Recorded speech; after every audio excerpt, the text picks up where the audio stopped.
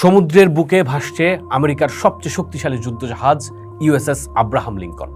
৫,০০০-এর বেশি নাবিক, হাজার হাজার টন সমরাস্ত্র। গত ৯ মাস ধরে ইরান যুদ্ধে মধ্যপ্রাচ্যের উত্তাল সাগরে টানা মিশন। ৫ আগস্টের এক ভোর ঘটল অচিন্তনীয় ঘটনা।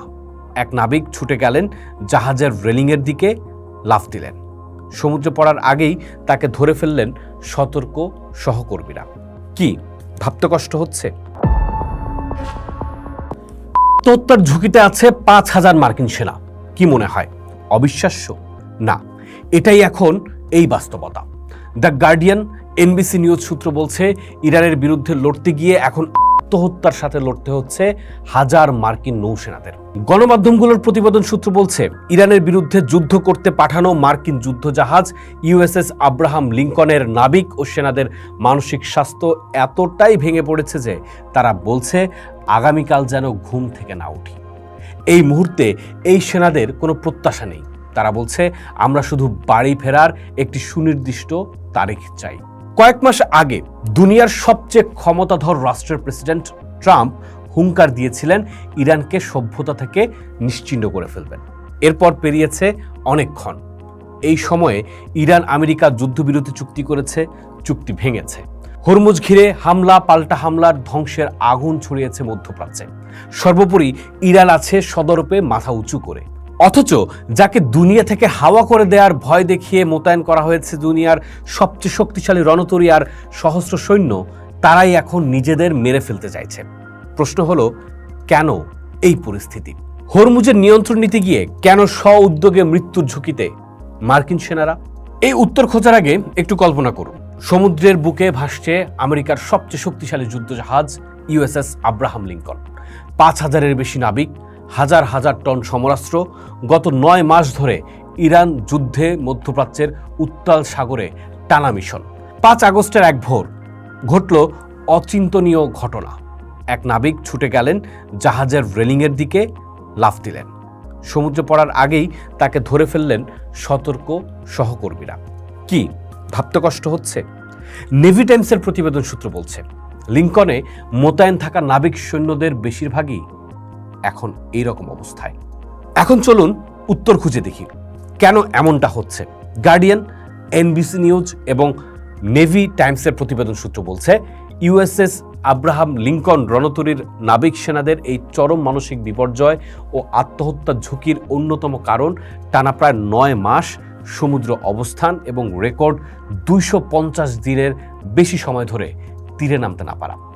এই দীর্ঘ সমুদ্রবাস সেনাদের দিয়েছে তীব্র ক্লান্তি, বিষণ্ণতা, করেছে দিশেহারা। সেই সাথে যুক্ত হয়েছে ইরানের বিরুদ্ধে কোনো সাফল্য না পাওয়ার হতাশা। একদিকে গণমাধ্যমগুলোর দাবি, সান ডিয়েগোতে মার্কিন নৌবাহিনীর শীর্ষ কর্মকর্তাদের সাথে মিটিংয়ে রণতরীতে থাকা সেনা স্বজনদের অভিযোগ বারবার ভ্রমণের সময়সীমা বাড়ানো এবং বাড়িতে ফেরার কোনো নির্দিষ্ট তারিখ না থাকা সেনাদের মানসিকভাবে পঙ্গু করে দিয়েছে। অনেক নাবিক পরিবারের সদস্যদের বার্তা পাঠাচ্ছেন তারা যেন আর বেঁচে না থাকেন। মার্কিন প্রতিরক্ষা বিশেষজ্ঞ ও প্রতিনিধি পরিষদের সদস্যরা একে চিহ্নিত করেছেন তীব্র মানসিক স্বাস্থ্য সংকট হিসেবে। কিন্তু প্রশ্ন হলো, বিশ্বের সবচেয়ে আধুনিক রণতরীতে কেন এই করুণ দশা? এনবিসি নিউজের প্রতিবেদন বলছে, সেনা পরিবারগুলোর অভিযোগ, যুদ্ধজাহাজটিতে এখন জীবনযাপনের পরিবেশ নেই বললেই চলে। এখন নারকীয় পর্যায়ে আছে।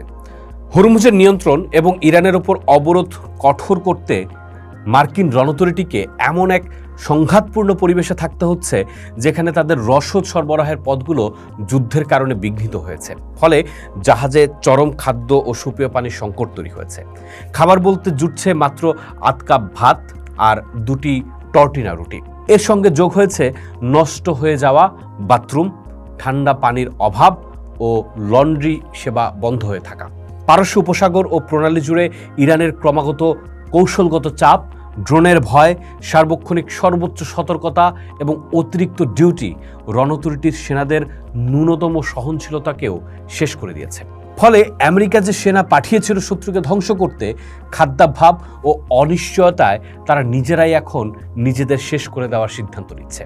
এই যখন মার্কিন সেনাদের অবস্থা, তখন প্রেসিডেন্ট ট্রাম্প এই প্রতিবেদনগুলোকে ভুল উপস্থাপনা বলে উড়িয়ে দিয়েছেন। আল জাজিরা প্রতিবেদন সূত্র বলছে, ট্রাম্প সাংবাদিকদের বলেছেন মার্কিন নাবিক পরিবাররা চিন্তিত নয়। অর্থাৎ 5,000 সেনা নাবিকের পরিবারের কান্না ট্রাম্প প্রশাসনের কানে পৌঁছাচ্ছে না। যদিও সান ডিয়েগোতে অনুষ্ঠিত এক উত্তপ্ত সভায় সেনারা এবং তাদের পরিবার সরাসরি নৌবাহিনীর নেতৃত্বের ওপর অনাস্থা প্রকাশ করেছেন। ট্রাম্পের প্রশাসন হরমুজ প্রণালীতে অনির্দিষ্টকালের জন্য অবরোধ বজায় রাখার কথা বললেও ক্লান্ত বিধ্বস্ত এই সেনারা বাড়ি ফেরার কোনো সুনির্দিষ্ট তারিখ জানতে পারেননি। ক্লান্ত হতাশ এই 5,000 নাবিককে নিয়ে ট্রাম্প কি করবেন তা এখনও অস্পষ্ট। যদিও বিকল্প হিসেবে ইউএসএস জর্জ ওয়াশিংটন রণতরীকে ওই অঞ্চলে পাঠানোর প্রস্তুতি শুরু হয়েছে। ইরান ও হরমুজে আধিপত্য ধরে রাখতে গিয়ে আমেরিকা যে দীর্ঘমেয়াদী আঞ্চলিক উত্তেজনার ফাঁদে পড়েছে তার সবচেয়ে বড় মাসুল গুনছে এই সাধারণ সেনারাই। ইরান যুদ্ধের বিবরণে বারবার আসে বোমা, ড্রোন, হরমুজ, তেলের দাম, কিন্তু আড়ালে হারিয়ে যায় সেনাদের মানসিক স্বাস্থ্য, তাদের পরিবারের ঘুমহীন রাত, সন্তানের কান্না। যে যুদ্ধ ট্রাম্প শুরু করেছিলেন ইরানকে পঙ্গু করতে, সেই যুদ্ধ এখন আমেরিকার নিজের সন্তানদের ভেতর থেকে ভেঙে দিচ্ছে। মধ্যপ্রাচ্যে আধিপত্যের লড়াইয়ে আমেরিকা নিজের শক্তি জাহির করতে গিয়ে নিজেদের সেনাদের জীবনকে যে অনিশ্চয়তায় ফেলেছে, দলিল হয়ে রইল ইউএসএস আব্রাহাম লিঙ্কনের এই সাম্প্রতিক ঘটনা। পোস্ট দেখুন, ভাবুন, করুন, থাকুন পোস্টের সাথে।